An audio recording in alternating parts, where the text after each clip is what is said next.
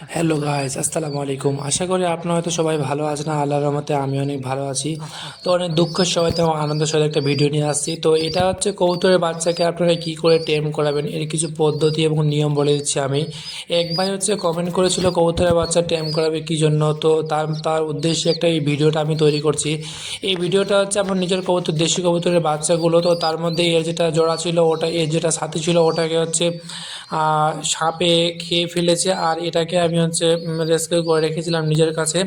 তো একে প্রায় আমি এখন হ্যান্ড টেম করে আমার হাত দিয়ে খাওয়াই, ওই জন্য বেশ একটু টেমের মতো হয়ে গেছে। আর আমার আগের ভিডিওগুলো যদি আপনারা দেখতেন, স্টিফানকে নিয়ে আমি একটা ভিডিও তৈরি করেছিলাম, তাকে এত সুন্দর একটা টেম করেছিলাম, মানে টেম মানে খুব মাথা খারাপ টেম। তো সম্ভবত এটাকেও টেম করবো না, কেউ যেন, অতটা ইচ্ছে নেই, মনটা একটু খারাপ তবুও। তো এক ভাই কমেন্টের জন্য এটা করলাম। তো টেম করার জন্য হচ্ছে আপনাকে এমন এমন সাইজের বাচ্চা নিতে হবে, বাচ্চার বয়স মিনিমাম যেন 15 দিন হয়, যেন অল্প, যেন তারা নিজে নিজে একটু একটু করে, মানে তাদেরকে খাওয়ালে যেন তাদের খাবারগুলো ভালো করে হজম হয়, এরকম টাইপের। তো এই বাচ্চাটার বয়স মিনিমাম 15-16 15 দিন, আর আর হয়তো 15 দিন পর বাচ্চাটা ভালো করে, 10-12 দিন পর হয়তো ভালো, বা 15 দিন পর বাচ্চাটা ভালো করে ফ্লাই করতে শিখে যাবে। তো আপনারা টেম করার জন্য কবুতরের বাচ্চাকে, যদি ছোটো বাচ্চাকে সংগ্রহ করবেন, এবং সংগ্রহ করে হচ্ছে আপনারা, আমি যেটা বলি আমার অভিজ্ঞতা থেকে, লোক অনেকজনে অনেক কিছু খাওয়ায়, অনেক কিছু, কিন্তু আমি যেটা বলি সেটা হচ্ছে আপনারা তাকে সরষা খাওয়াবেন। আর সরষা কী নিয়মে খাওয়াবেন, তার বাচ্চার কোনো কিছু ক্ষতি হবে না, এবং বাচ্চা অনেক হেলথ এবং অনেক অনেক স্বাস্থ্যবান হবে। এই বাচ্চাটা আমি একাতে ক্যামেরা করার জন্য অসুবিধা হচ্ছে। তো এই যে একটা হচ্ছে কাপড়ের পুঁটলি নেবেন, কাপড়ের পুঁটলির মধ্যে হচ্ছে ওখানে একটু ছোটো ফুটো করে দেবেন, এবং ওর মধ্যে সরষা নিয়ে নেবেন। নিয়ে হচ্ছে এইভাবে তার মুখ দিয়ে এরকম একবার হাত দিয়ে, এটা হাত দিয়ে এইভাবে করবেন। এই যে ও ভাববে তার মা থেকে হয়তো খাচ্ছে, আর আমার কবুতরের বাচ্চার পেটটা একদম একদম ভরে আছে, ওই জন্য খেতে চাইছে না। দেখুন ওই যে নিচে যে সরষাগুলো পড়ে আছে, ওটা লাল বা হলুদ যে কোনো সরষে হোক, সেই সরষা নিলেই হলো, সরষা হলেই হলো। দেখুন সে কি সুন্দর আনন্দের সহিত খাচ্ছে এবং বের করে দিচ্ছে। সে তার মা বাবার কাছ থেকে যেরকম খায় সেরকম। আর আপনার যদি পারেন তো ভিজিয়েও নিতে পারেন, ভিজিয়ে নিলে খেতে একটু দেরি করবে, কিন্তু শুকনো হলে বেশি করে খাবে, মানে একদম সম্পূর্ণ খেয়ে নেবে। আর নিচে হাত দিয়ে দেবেন। এই যে এটা হচ্ছে এর বাবাটা গাইস, সে তার, বলে না হাজার হোক মা বাবা, তার গলার আওয়াজ শুনতে পেয়ে নিচ থেকে উড়ে চলে আসলো এখানে। কিন্তু ওর বাবার পাশে দেওয়ার পর ওর বাবা ওকে নিচ্ছে না, কেননা ওর আতঙ্কে বেশ, এবং ওর বাবারা আবার ডিম দিয়েছে।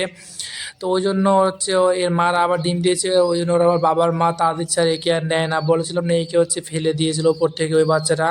আর যে বাচ্চাটা ভিতরে গেছিলাম ওকে সাপে আঘাত করে খেয়ে ফেলেছে। তো এখন হচ্ছে আমি ওকে দূরে রেখে দেখি, ওকে আমি ডাক দিচ্ছি, সে আসতেছে কি না আসে না। তো এই যে ওর বাবার কাছে দিলাম, দেখি ওর বাবা ওকে নিচ্ছে কি নেয় না। না, ওর বাবা অনেকক্ষণ পাশে থাকার পর ওর কাছে যাচ্ছে না। আর ও বেচারা মিটমিট করে সবার দিকে একদম অনেক আগ্রহ হচ্ছে তাকাচ্ছে। আমি পাশে যেতে আমার দিকে একদম ঝাঁপিয়ে আসছি দৌড়ে।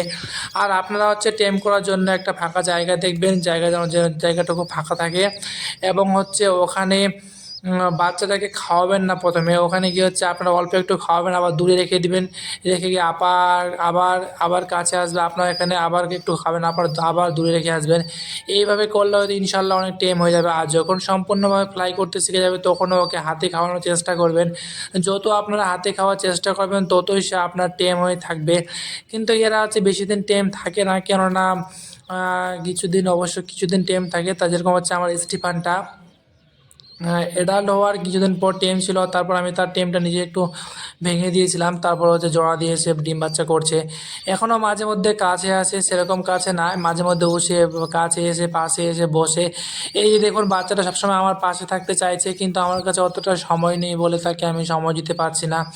আর মেন কথা হচ্ছে তাকে বেশি বেশি সময় দিবেন, এবং বাচ্চা টাচ্চা এবং এদেরকে খাওয়া টাওয়ার পরে আপনারা সুন্দর করে হাত ভালো করে ক্লিন করবেন, যেহেতু বুঝতেই পারছেন পরিষ্কার পরিচ্ছন্ন থাকা অনেক অনেক জরুরি। তো বাচ্চার কালারটা বেশ কীরকম হবে, মানে ঠিক বলতে পারছি না আমি, ঠিক আমারও জানা নেই কীরকম কালারের। তো আপনারা পারলে হচ্ছে সবসময় সাদা কালারের বাচ্চা বা লাল কালারের বাচ্চাকে আপনারা টেম করাতে পারেন। যে কালারের বাচ্চায় টেম করানো কোনো ব্যাপার না। তো এই যে হচ্ছে আমার সুন্দরী কবুতর এবং আমার ফ্যান্সি কবুতরগুলো গাইজ, তো ওদের খাবারগুলো একটু আমি বার করে দিই, তারপর ওদেরকে একটু খাবার দেবো দেখুন। আর ভিতরে হচ্ছে আমার কবুতরটা দ্বিতীয় ডিম ডিম দিয়ে দিয়েছে, ওটা হচ্ছে পরবর্তী দেখাবো আমি। এই যে দেখুন গাইস, এই বাচ্চাটা কি মিটমিট করে আগ্রহ সে দেখা যাচ্ছে, এই এত পরিমাণ খেয়ে নিয়েছে, এখন সে হাঁটতে পারছে না, এরকম অবস্থা হয়ে গেছে।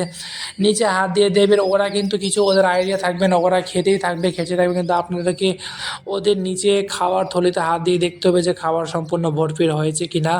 যদি হয়ে যায় তাহলে বেশি খাওয়াবেন না। দেখুন এই যে বেচারা খালি হচ্ছে কীরকম করছে, এখন খেয়ে নিলে এখন পাশে আসতে চায় না, কিন্তু এই যে দেখুন, এই যে ঝাঁপিয়ে ঝাঁপিয়ে আমার কাছে উড়ে চলে আসছে, কিন্তু আর হয়তো কয়েকদিনের মধ্যে সে ফ্লাই করতে শিখে যাবে।